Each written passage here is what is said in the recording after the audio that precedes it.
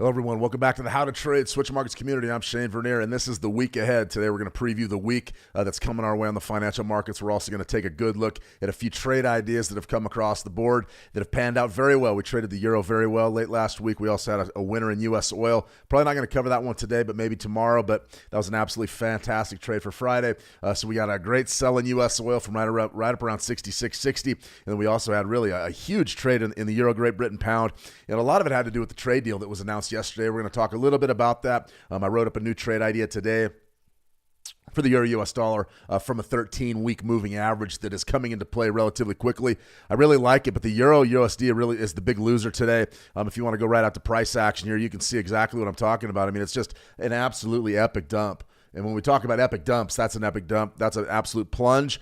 Typically, what we see in the Forex is not really what we see today out of the euro USD. I mean, it is truly a rotational market. Typically, we see trends like this develop on the daily time frame, but intraday time frames are really difficult with the euro USD. They can be problematic in a lot of ways. Today is just an absolute crash.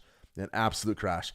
So I want to welcome everybody back for week 31. This is the week ahead. We're going to go ahead and preview a huge week in the markets. We've got FOMC live on Wednesday. We've got NFP live on Friday. So I'm going to be in front of the camera an awful lot here, giving you trade ideas and analysis. Really going to break all of it down for you and give you some key levels and some markets to look at, and maybe even some fundamentals. Today, a huge tariff news, huge EU-US news going. I mean, it's day 58, it seems, of the Epstein scandal. I mean, just huge news breaking all over the place. There's been a new deadline by Trump just issued against Russia, 12-day deadline to go ahead and sign a peace deal with Ukraine. I mean, absolutely huge news cycles. And it seems like every single day there's just more and more and more and more. And it can make it very difficult for us to be traders. There was some action in the US 30 today. I'm going to cover great big bullish open. Immediate sellers came in. We are in the dog days of summer. We're seeing whipsaw action across the markets, and it makes it very, very difficult for us to actually pick a correct side. But we've just got to be diligent, stick to our strategies, stick to our discipline, and we're going to be just fine. So I want to welcome everybody back. Yes, sir. Good to see you. Yes, sir. Welcome. Lewis Shepard. Good to see you, Lewis. Bobby Bob. Let's see. Hi, Coach Shane. New week, new opportunities. Today gives us how to trade WTI. Yeah, I'm going to go ahead. I'll pull up U.S. oil. We had just a banger trade there that came across Friday, so I'll go ahead and look at U.S. oil. Big week for oil. It's going to be, we're getting into the area where we need to start transitioning into fall seasonality. And if we don't do that, you're going to see higher for longer in WTI crude. I still have a bearish bias here. I believe there's a big washout coming, a big wipeout coming, but I don't necessarily know when it's going to be.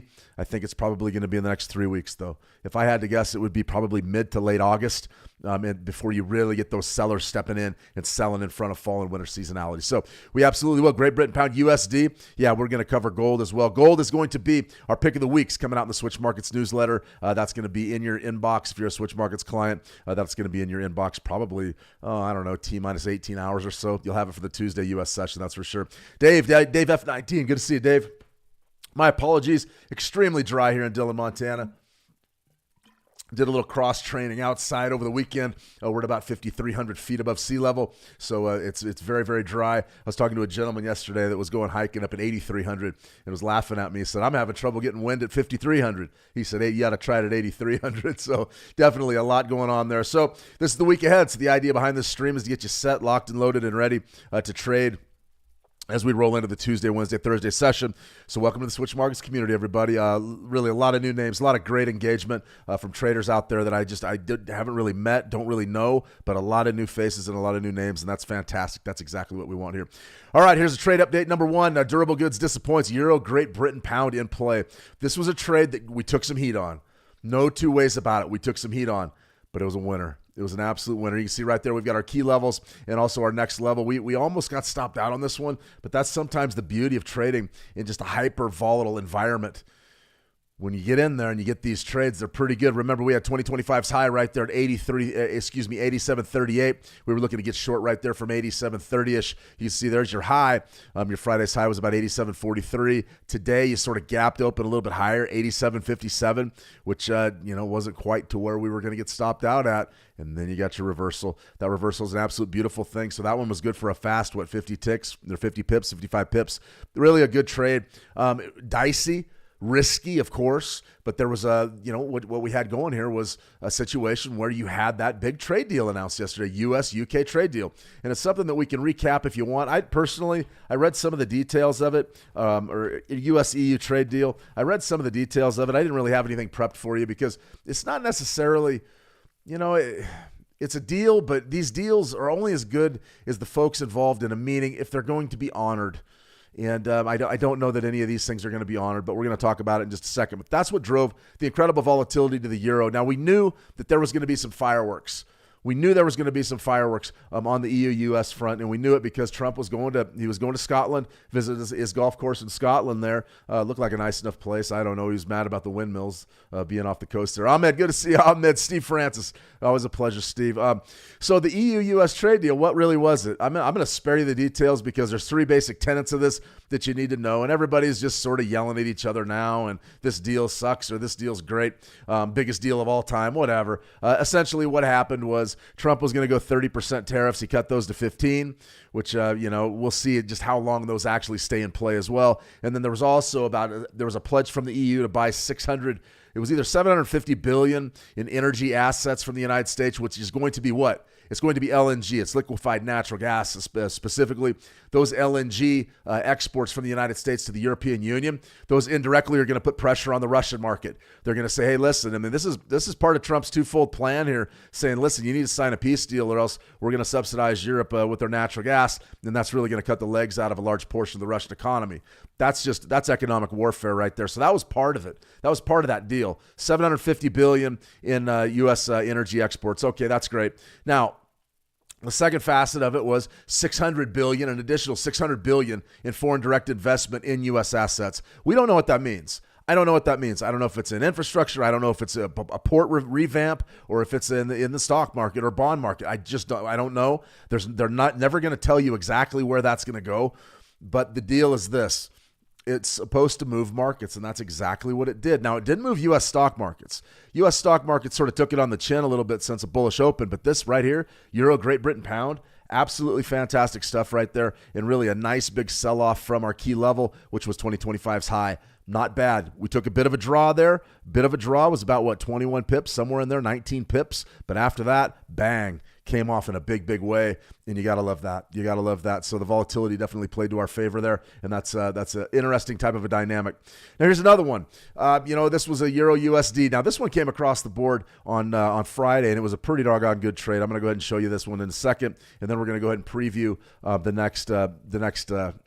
next trade in the Euro. Right now, it's time to be trading the euro. It's on fire. This was the other trade update. We were looking to take bids from right around 117 or so.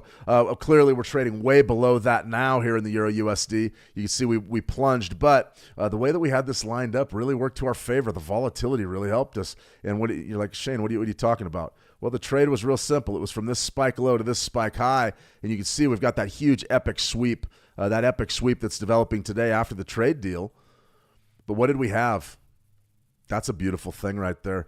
We came right down on Friday. Friday's low was what? Friday's low was 117.03, and then you got the bounce. The bounce was to what? 117.70. Cashed in right there in a pretty big way. That's a fantastic move. Boom. Nice, great entry. Nice revision, and then you get a little bit of a tick higher. That's a fantastic trade. Now the washout is on. The first thing that I was looking at earlier today to trade was going to be our 62% level on the daily, which is right around 116.50. Let's go down and see exactly what happened. Did we get any love there? It was a tight scalp. It wasn't the best trade in the world, but there it is. There it is back at about 5:30 a.m. my time, 7:30 a.m. Eastern.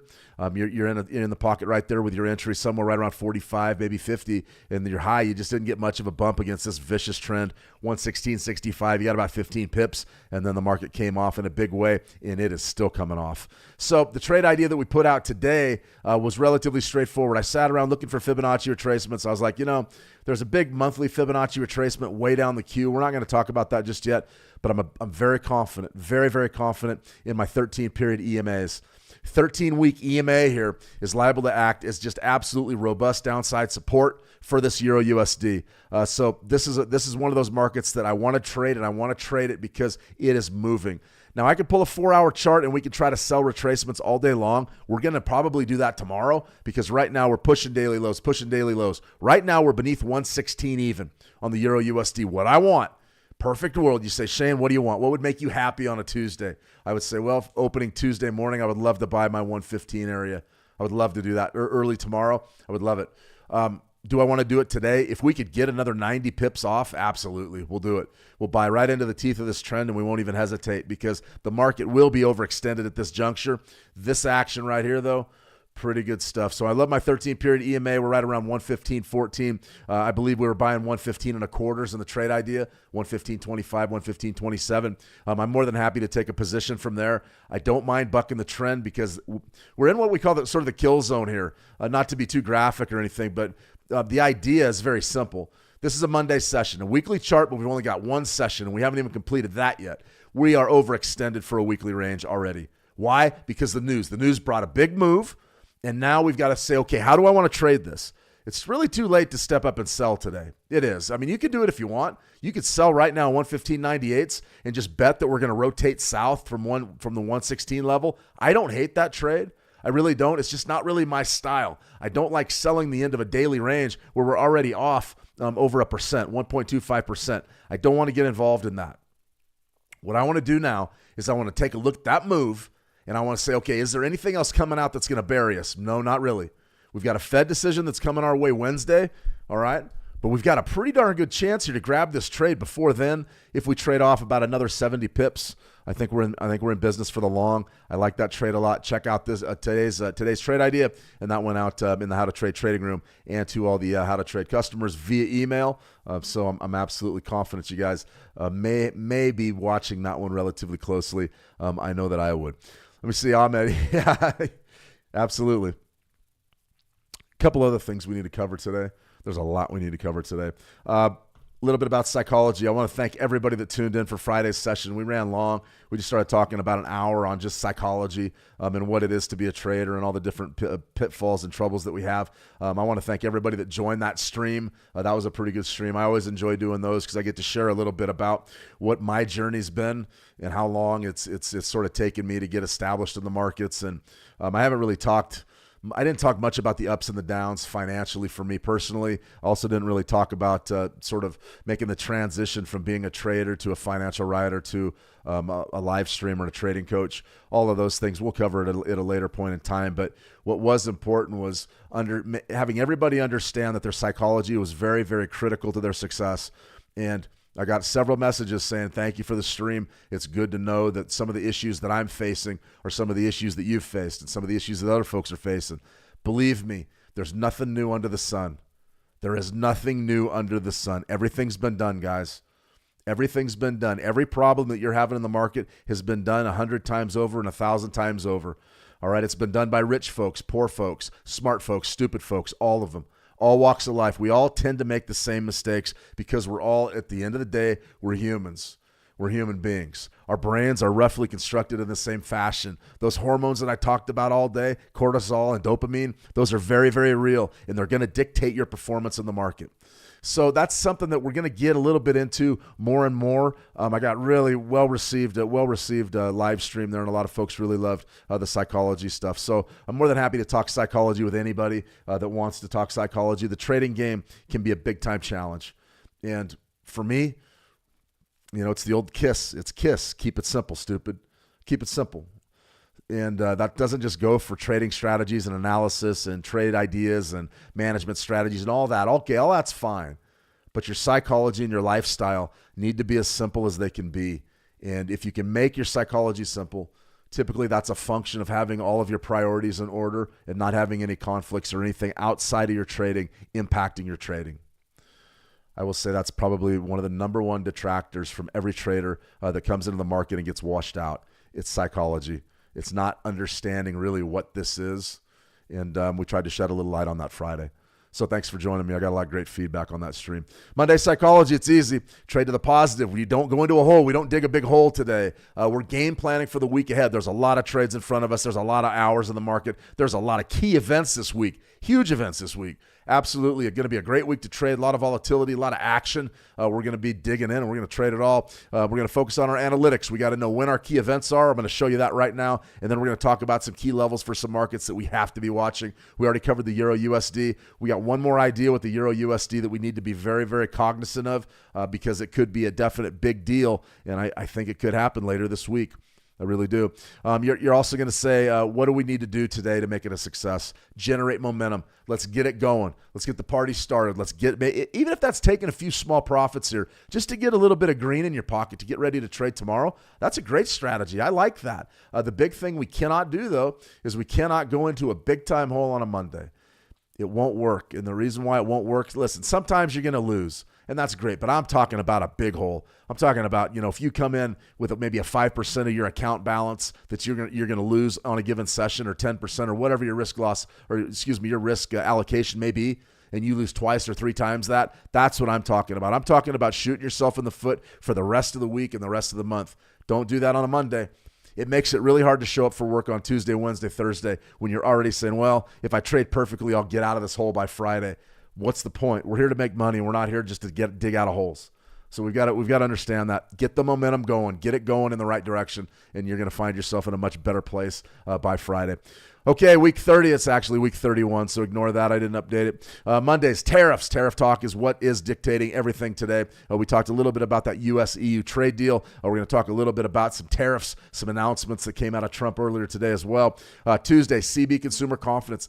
Not typically a big number. This one's going to be important because some of us believe that we're heading into a recession. Now, I don't know. I was on the fence. I called a recession. I was calling for recession back in May, and everybody was laughing at me. I got yelled at by a couple folks in the live chat. That's fine. I don't mind. Yell all you want. But our GDP numbers are going to come out Wednesday.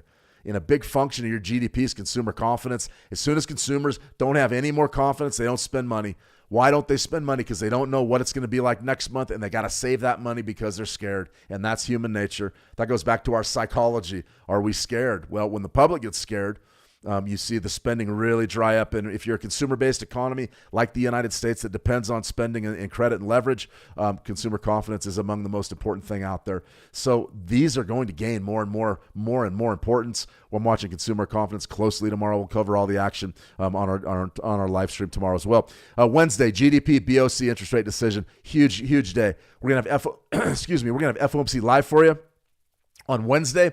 I'm excited. This is going to be probably the biggest meeting. I'm not just being a hype guy today either. I'm not just trying to hype you, it's going to be the hugest week ever. No, really. This is a big one. I mean, this was a big one. GDP Wednesday's huge. We're going to immediately on that GDP release during the pre-market, we're going to start talking about potentially recession. Now, this is a preliminary figure for Q2. But if it comes in negative, you're going to see the R word sprayed from here all around the world. That's going to be the news cycle. Now, is it going to be negative? I don't know. Maybe not. We're going to preview that tomorrow. BOC, Bank of Canada, also is going to spring into action. Really a hot U.S.-Canada trade war heating up. Big time ramifications on the interest rate front, both out of the BOC and the Fed. And then the Fed will have FOMC live for you here 10 minutes before the release. And that's going to be 10 minutes before Jay Powell's presser. At that time, we will cover the release and the key markets, and we'll trade it live. We'll get in there with a 9 EMA, maybe with some RSI. We'll work some Fibonacci's and do some live trading there. I mean, a really highly volatile time to be in the market. And I'll also critique Jay Powell and everything he says and probably make a few jokes at his expense. Don't worry, he can afford them. Thursday, PCE price index. That's going to be another big number. That's an inflationary metric. That's the one the Fed leans on to determine if inflation and prices are back where they need to be. So we're going to be watching the PCE price index as well on Thursday. And then Friday, we're topping this thing off with Friday, U.S. non-farm payrolls. I'll be on at 6:20 a.m. 6:20 a.m. Mountain Time, 8:20 a.m. Eastern. 10 minutes before NFP, we'll be live with NFP Live, and we'll go over all the key numbers, what it means. We'll talk Fed. We'll talk really all the trading levels, everything you need to know about how to trade NFP. We're going to do that. I'll be on 10 minutes before the release, and we'll watch it live. So this is a big week. I mean, I'm going to be, all honesty, by Friday afternoon, I'm going to be exhausted. That's just the way it is. But I got some rest over the weekend. I feel pretty good about it. I think I'm ready to roll, and I think you guys are ready to roll too. So we're going to do some good work this week. Very excited. As far as economic news for today, nothing. Really nothing. About the only thing we had was some bond auctions. You can see right there the 2-year note, U.S. Treasuries. The 2-year note is up a little bit, so we're sort of expecting the long-term lenders maybe aren't expecting as many rate cuts as they thought. And right now, that's what it's all about. It's rate cuts and how fast the Fed's going to lower rates. 6-month T-bill auction came in at 4.120. That's up week over week. So the 6-month is interesting. That 2-year note, though, that's up significantly from last week. Keep a close eye on some of these debt markets because they are showing signs that maybe we're not going to get the rate cuts that we think we're going to get. Right here, this is the only real chart for the CME Fed Watch I care about, and it's September. Now, 97% chance on Wednesday they're going to hold interest rates firm. That's exactly what's going to happen. Any other deviation, if there's a rate cut, it's going to send the markets just in a tailspin. But right now, we believe that you're going to see rates are going to be held static on Wednesday, and then the first rate cut's going to be coming in September. That's only about a 65-35 chance. That's not very much. So I think it's still a crapshoot whether you get any rate cuts at all this year, and I will be surprised. Hey, look, it's the old thing. I want to see it, and then I'll believe it. I want to see it from Jay Powell and the Fed, then I'll believe it. Is it a good idea to cut interest rates? I don't necessarily know. I don't believe it, but a lot of folks want the rate cut, so we'll see what happens. Right here, Euro USD. One last thing I want to say about this pair, and then we're going to get on with the show. We got Great Britain Pound USD, and then also we're going to look at some U.S. oil and gold, of course. I know most of you are trading gold, so we've got to talk gold. But this right here it is. What do you got? 920 EMA crossover. 920 EMA crossover. There's your 9, there's your 20, and what's happening? We're starting to see the 9 come down over the top of the 20. You've got sort of an interesting situation right there, sort of the monthly low, and then an opportunity maybe to wash out that spike low. And if that is the case, then we may be going much, much lower. I'm watching for this crossover closely. We're going to monitor that one in real time, definitely over the next 36 hours. But that dump right there, that dump in the Euro USD really changed the dynamic of things. Now, as far as what we have going in other markets, I've already got our Euro USD nailed. We did have a question on the Great Britain Pound USD. I'm going to cover if you have any other markets you want to look at today, just throw them in the live chat, either on the YouTube chat or in the How to Trade chat, and I'll be sure to go ahead and line them up for you. I have no problem doing the analytics. We can certainly show our work and show you the math behind what we think. This is going to be our pick of the week. I'm going to have that out. You're going to have a video out and a write-up out with our Switch Markets newsletter. Our pick of the week is going to be coming out for the Tuesday session, but I can already tell you it's going to be gold. I'm watching gold closely, and what we saw is really an incredibly tight market. Now, I've sort of shown you guys exactly what's happening in the gold market on the monthly time frame, and I've caught some static for it. Not everybody believes this type of analysis is even remotely worthless, or it has any sort of worth or is worthless. Essentially, for me, I've been doing analytics for so long. I had a user or a viewer chime in and said, Shane, I thought you were like 35. I'm shocked to hear you were around in the 80s. Yeah, I was around in the 80s. I was born in 1979, so I'm 46 years old. I try to get into the gym, try to eat right and get some sleep. So hopefully look a little bit younger than that. But I've been around. I've been around, I've been around a little bit. And I can tell you that the long-term analytics and the long-term technical analysis is a lot more, I call it precious. I mean, it's worth a lot more than your short-term stuff. Now, we trade short-term time frames, no question about it. But if we know what's going on the other time frames, we have an ability to really sink our teeth into some key levels and understand what's going on in this market in a macro sense. There is no question that this has been the uptrend of the century. There's no question. I mean, going back to December of 2023, when this thing really kicked off, we had a leg up here, but we really just sort of ground around in 2022, came back, and then we got our big break. And then we broke, and then 2024 came on, and it's just been all bullish ever since. So for the last, 18 months or so, this has been an epic bullish trend. Well, you've got a nice big run up here. Here was sort of our pullback and our compression back in December of 2024, and then this year it just broke out again to the top side. So the reason why it broke out, why gold broke out, number one was geopolitical uncertainty. Certainly, when you have wars on multiple fronts, and there's a lot of folks out there saying, okay, we're World War III. All of a sudden, we're talking about World War III and tactical nuclear weapons. Yeah, people are going to buy gold. Investors are going to buy gold. That's just part of life. Now, the other facet of this is the dollar getting smoked. I mean, absolutely smoked this year. It's getting crushed. I mean, the dollar index is down at 98.59, 98.60, and it's up 1% today. These are low levels. So the dollar's down. Uncertainty's up, and then on the trade front, the tariffs, everything. A lot of investors just said, screw it, I'm buying gold and I'm not going to worry about it. It was a good move, but we're at a turning point now. last 90 days have been incredibly tight on the gold market. Now, if I've said it once, I've said it a million times. The key level in this market's 3,500 or 3,500 even. Don't get it twisted. That all-time high right up around 35.10, and that's not exact, but it's right there on that spike. That's the key level. So if you're trading gold, it's very important that you understand what's going on from a macro sense so we can trade it in the micro sense. That's a bullish pennant if I've ever seen one on the monthly chart. Now, this suggests one of two things. It either suggests eventually we're going to get that breakout over 3,500 and then we're going to roll the 4,000 roll. That's definitely possible. Or we could see a reversal from this area. This could be just sort of a stalemate and then the sellers finally win. For me, I don't want to buy right now. I don't want to buy from this level. I don't like it. What I want to see is I want to see a nice big retracement. And this retracement is going to be very simple. Spike low to a spike high. This was a beautiful trade. This was one of the best ones that we've handed out all year. That right there back in May. Boom. We went right down to 38% and we just jammed. We jammed north by a couple of $100. It was a great trade. It was a great trade. There was no draw involved.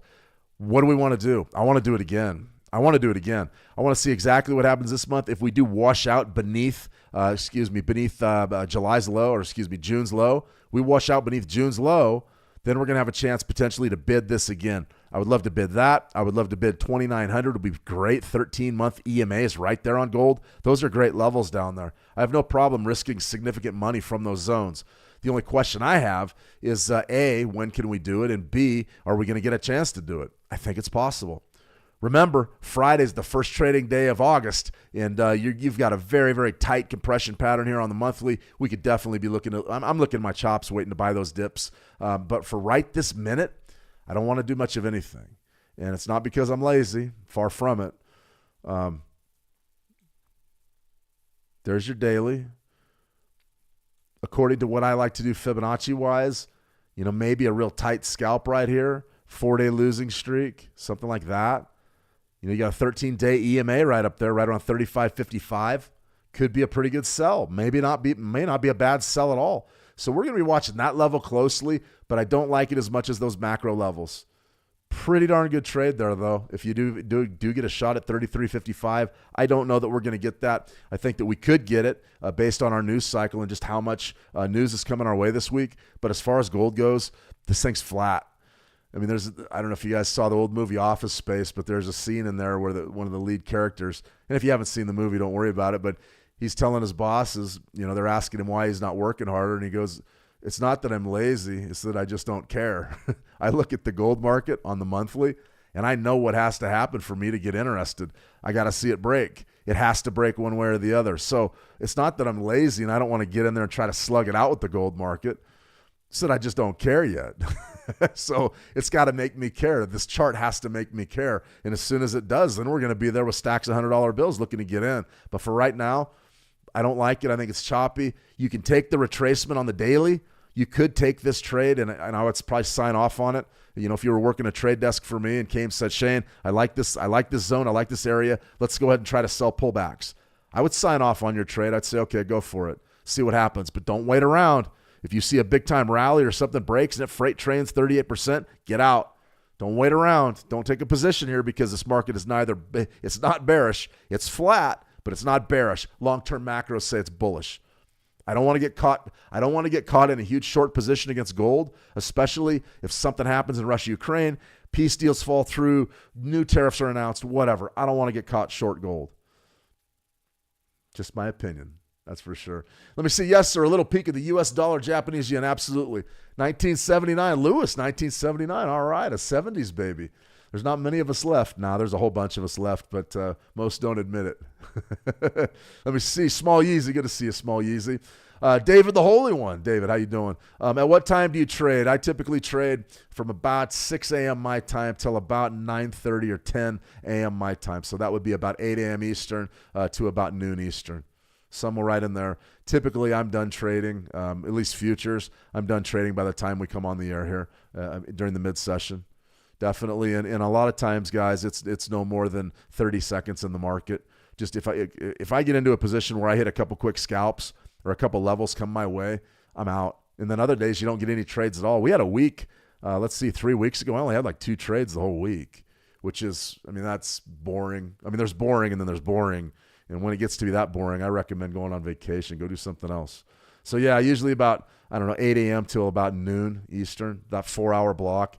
I find that you don't really need to do much more than that unless you're trading Forex. Forex is different. Forex, 4-hour charts, daily charts, things like that. Then you can really trade 24 hours a day because your stop losses are big enough to allow for the flat markets and things. So something like that. Let me see. Ahmed, I love February also, but sometimes I feel missing some because I mostly use daily. Should I go for 4 hours, 1 hour? Yeah, or fibs, excuse me. Ahmed, if you wanted to go for a 4-hour chart, I like the 4-hour. I like it for gold. I like it for Forex especially. But for me, I mean, if I'm looking at my dailies with this kind of range, and then you're looking at your 4 hours, you can always build trades. I mean, on any time frame you can. Just remember, the shorter the time frame, the more losers you're going to have and the more chop you're going to run into. I like the 4-hour chart. I think it's fantastic. I like the daily chart. That's pretty good as well. I mean, you could have sold right up there at 33.18 and got a pretty darn good trade out of it. But for right this minute, I'm going to go ahead and stick to my dailies at least. Do we get a bounce back up there? Probably not.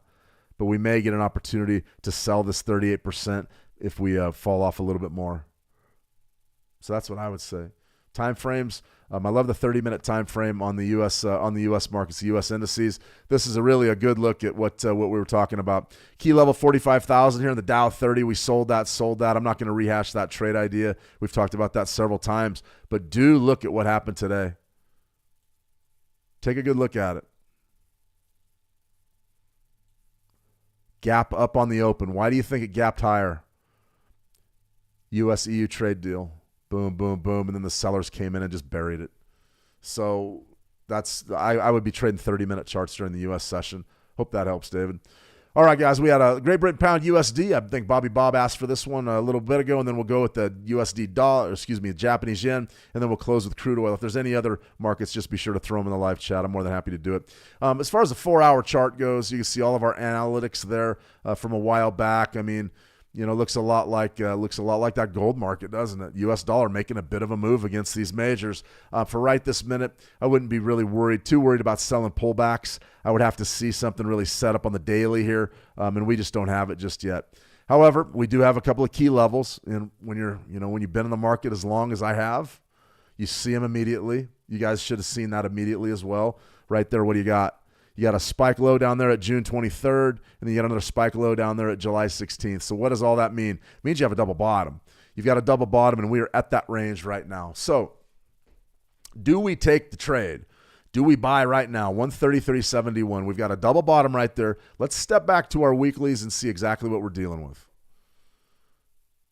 Double bottom on the weekly. I am curious, though.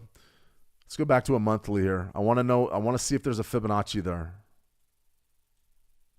Okay, there isn't. I can already tell you that. Swing low down there. That's your basis of your monthly waves. This is good stuff right down there, 131.41. Definitely write that one down for the week. But for right this minute, what should we be thinking about? Key levels.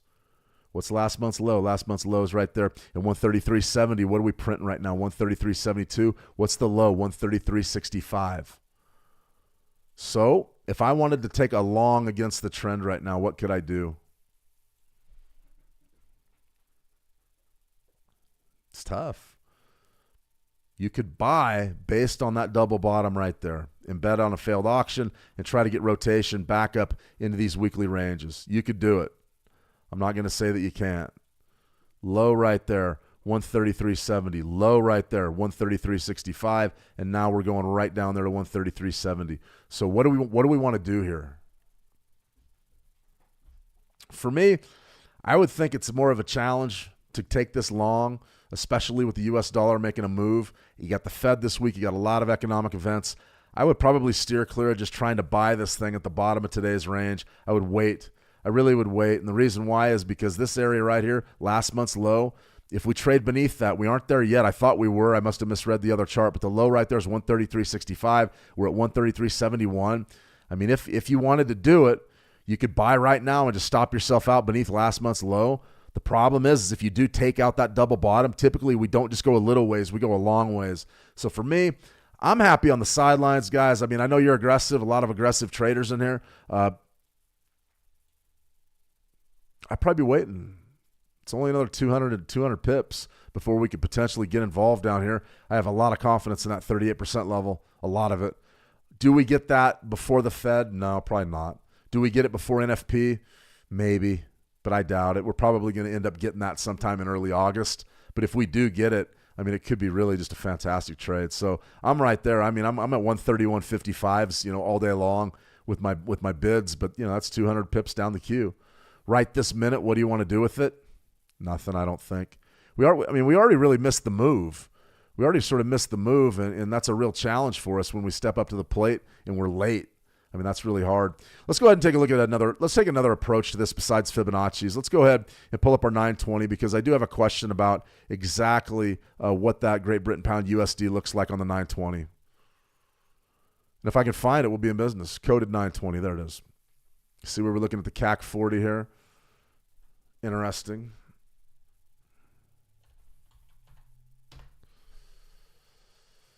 Okay, so we don't have a crossover just yet. Yet a cross under right here, this is a daily chart. That's big for me because right there was your sell, and then you retraced up against it. Now you're coming off in a big, big way. You're sweeping low beneath that little trough there.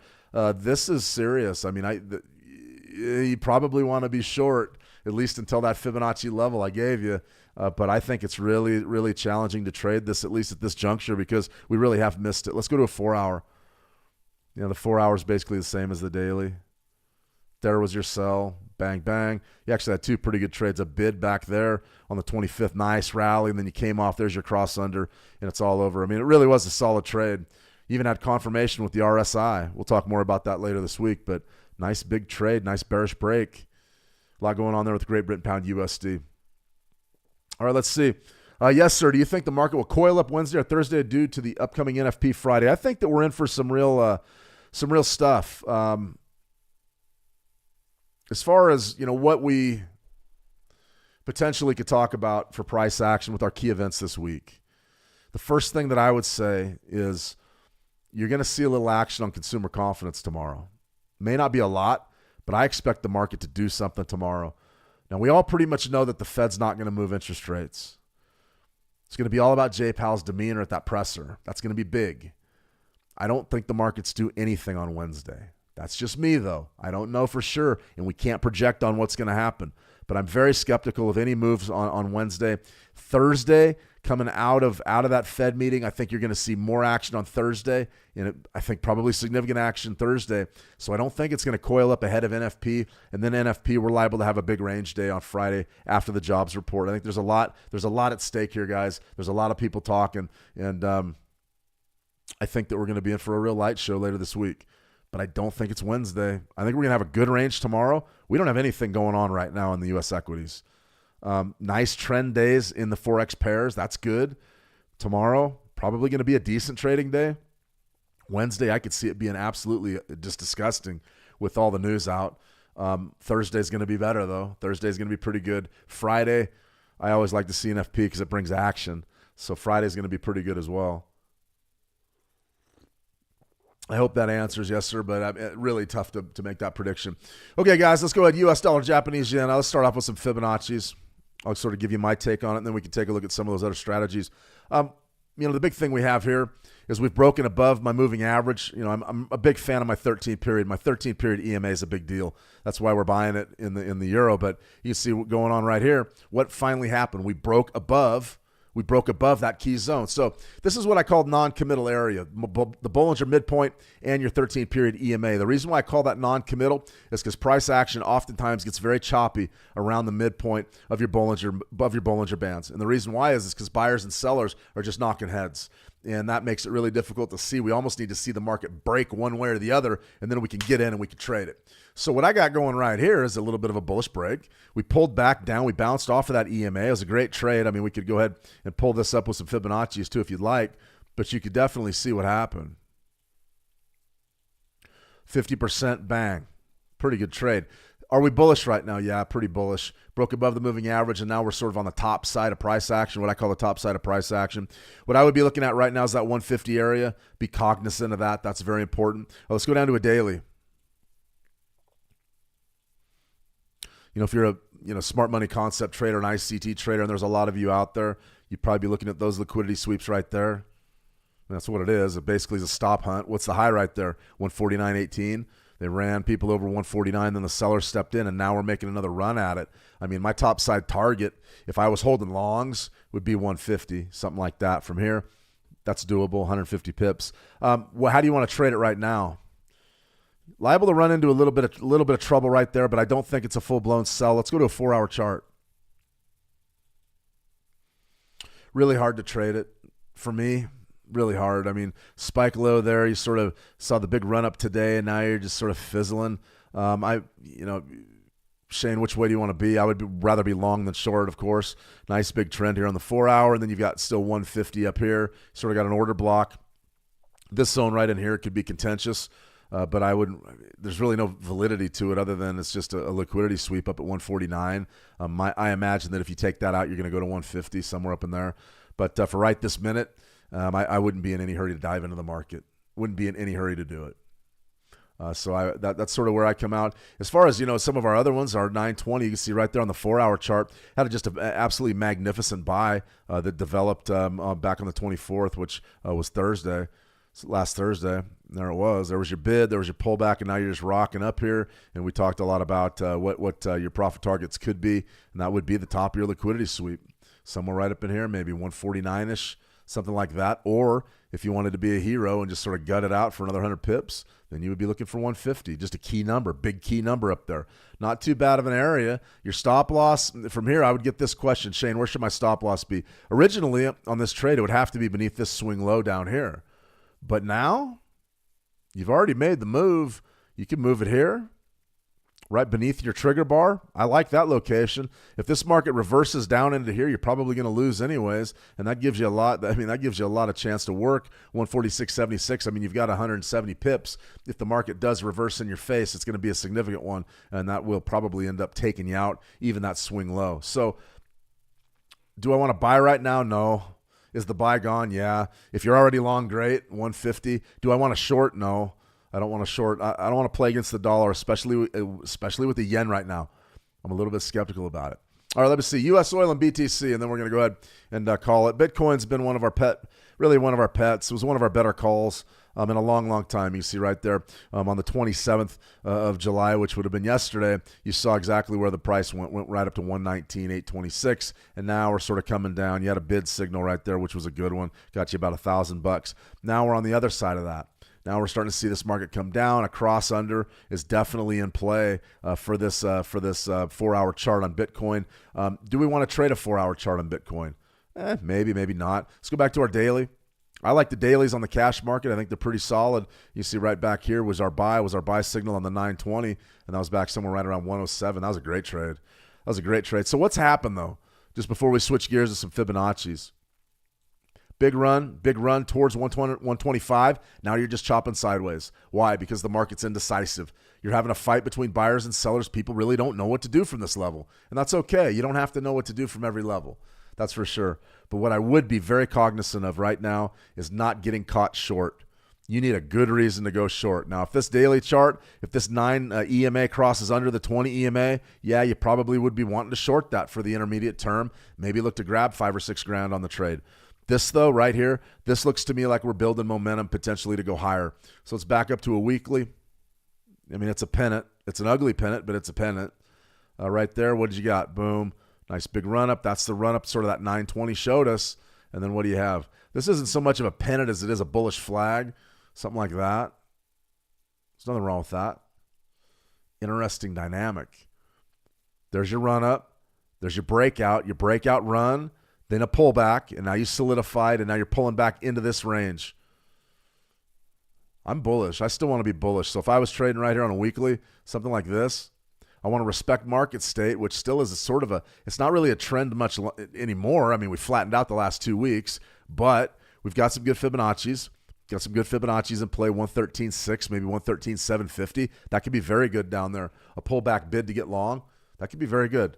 So that's how I would be playing the Bitcoin right now. If I was holding, Shane, what do you want to do? Buy it or sell it from this level? Boy, I want to be long, but I don't want to be long from right here. Wait, be patient, wait for that pullback and get that pullback. Long is the right way to be with crypto right now. There's no question about it. The only question is where can you get the most bang for your buck? And that's going to have to be on a deeper pullback.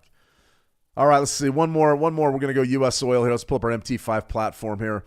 I'm on Switch. Now, remember, if you're going to trade U.S. oil, the WTI contract on Switch markets, you're going to have to use that WTI CFD, which is right here. Now, the pricing is going to be different. The market dynamics is the same. This is what I talked about last week. Really, this range that came across the board, sort of late June. Nice big sell-off, and we sort of chopped sideways, and now we're just rotating around, especially, what are we, right on that 20-period EMA? So I'm not interested in selling this at all until we get a good break up right up in here. I'm going to show you the trade that we did hit last week in U.S. oil, but for this WTI contract, you've got really a ripe sell up there at 70. Right now we're printing about 67. We're going to have some big news out later this week. We've got EIA numbers. We've also got the interest rate decisions, which will dictate policy in WTI crude. So for me, if I was going to pick one level to focus on this week, it would be a sell from right up under 70, 69, probably 75, something like that, 69, 75-ish. That's a great level and one that you could really sink your teeth into with some basic analysis here. I mean, this is it, guys. Huge plunge, washed out that low the next day, and since then, we've just been chopping sideways. We challenged 70 right there. If we challenge it again, it's going to be a pretty good sell. Right now, price is in a state of equilibrium. We need it to get out of that equilibrium so we can step up and sell it. All right, let's take a look at U.S. oil here. It's going to be a different set of numbers, same basic, really the same basic type of thing. I went here on the weekly. Say, Shane, your analysis is different. I'd say, no, not really. No, not really. This was sort of the trade idea that we put out last week for U.S. oil, and it's basic, very basic. So what was it? It was a sell from 66.60. We covered this on a live stream as well. Let's go to our daily. What did you get right there? Absolutely beautiful. Friday, what was your high Friday? 66.70. It's fantastic, guys. I mean, that's exactly what we were looking for. We were looking for price to go up right there. Boom. 66.70, and that was the top of the session. That was a great trade. If you got that one, fantastic. Now, today was a little different, wasn't it? You went up and you rushed hard, 67.02. What do you think? Why do you think that big bullish rush? Look at the volume. A lot of volume right there. That's when crude oil starts trading about 9 a.m. Eastern. Crude oil futures, that's when the volume comes into the market. Why did you get that run right there? Trade deal. $750 billion committed from the EU to buy U.S. energy. Is some of that oil? Yeah, most of it's natural gas, but some of it's oil. Fascinating stuff. Fascinating stuff. Absolutely great level there to trade. So if you're on U.S. oil, though, and I was saying, okay, what do I want to do for this week? It's going to be the same analytics that we just went across, that we just went over on the WTI CFD. Something like this. 68.99. You'll notice the numbers are a little bit different. That's okay. That's just because the assets are priced different, but you'll see that the market structure is very much the same. It's just your entry levels are a little bit different. That's all. 68.99. So yeah, I'd be setting up shop somewhere right around 68, probably 75, 74. That would be a pretty good trade. That's not a bad one. Same basic analytics. You can see that this level has been absolutely fantastic. Is there anything out there that can send crude oil definitively higher now? Of course. War. Absolutely. Lower interest rates will do it too, but we're going into fall seasonality. This is still a bearish type of a setup. If we do wash out maybe that 64 zone, we're not just going a little bit lower, we're going a lot lower. So I'm watching crude oil closely. It's been boring though, guys. It's been like pulling teeth trading WTI crude for the last month or so. It's been ugly. It hasn't been any fun at all. I've been trading, most of my time has been spent on gold. All right, everybody, that's a wrap for me. We didn't really even get into the tariffs. I guess I could cover that real quick, but we've been going quite a while now. You can see global baseline tariff will likely be 15 to 20%. That's a big statement out of Trump. Nobody was really expecting that. But basically, if you read the article, he's tired of trying to cut deals with 200 countries, and they're just going to go ahead and throw a baseline tariff on them and see exactly how that goes. As far as, courts, what can they really do to do trade deals and tariffs? They can't really do anything to stop them. Just be trying to essentially buy time until the U.S. midterm elections. U.S.-EU trade deal impacts America's imports overall. You've got Trump and Epstein. That's been the news here for like the last 2 weeks. What you're having is you've got a lot of things going on, and they pretty much all revolve around the Epstein scandal. But this one right here is a big one. Trump gives Russia less than 2 weeks to reach a peace deal with the Ukraine. What do you have? $750 billion in energy assets going to the EU. That's one pressure. That's one form of financial pressure being put on Russia. 2 weeks to sign a peace deal. The rest of there's going to be big tariffs, and there's going to be big trade restrictions that go back down on Russia. And, I'm just going to be honest with you. I'm not really a partisan political talking head or a hack, but the administration that they have in there now, it's not going to be as simple as just putting currency controls on Russia like the Biden administration did that did not work. It actually made Russia stronger, made the ruble stronger after the initial shock wore off. They're not going to do that. They are going to go after, and if you read the article, the tariffs and the trade restrictions are going to go on countries, anyone that does business with Russia. And Trump will do it. The last administration wouldn't do that. So anybody that's in business with Russia is also going to go under huge tariffs. And who's that going to be? It's going to be China. So that's a potential powder keg. I'm going to cover that more as we get closer to it, because I've been telling you the tariff news is sort of overblown now.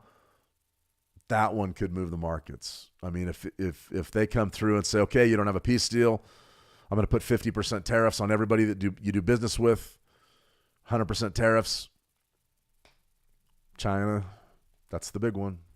So that's going to be an additional tariff on top of the already existing tariffs. Nobody in economics school knows what that's going to do. Traders don't. We have an idea. We're just not sure. All right, guys, I went way long. I went almost an hour today. Well, we had a lot to talk about. Get this week off on the right foot. Tomorrow we're going to do a workshop, trading workshop, improving your orb entries. At that juncture, we're going to talk about the CB Consumer Confidence Index, and we're also going to talk about the video we just made. I don't think that one's going to come out tomorrow, but maybe later this week. It's going to show you how to improve your orb entries. It's imperative that you guys make the most of your trading dollar. This is the time of year where you're not getting many breakouts. You're not getting many orb breakouts, so you've got to make your entries as good as they can be. All right, everybody, thank you for joining me today. Good to see a lot of new faces, a lot of new shout-outs. I'm in the How to Trade trading room, so I love to hear from each and every one of you. Feel free to send me a message anytime you like. I'll get back to you as soon as I can.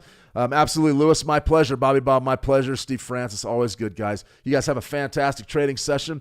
If you have any questions, head on over to howtotrade.com. Send me a private message, and I'll be sure to answer. Till then, trade the action well, and we'll talk soon. See ya.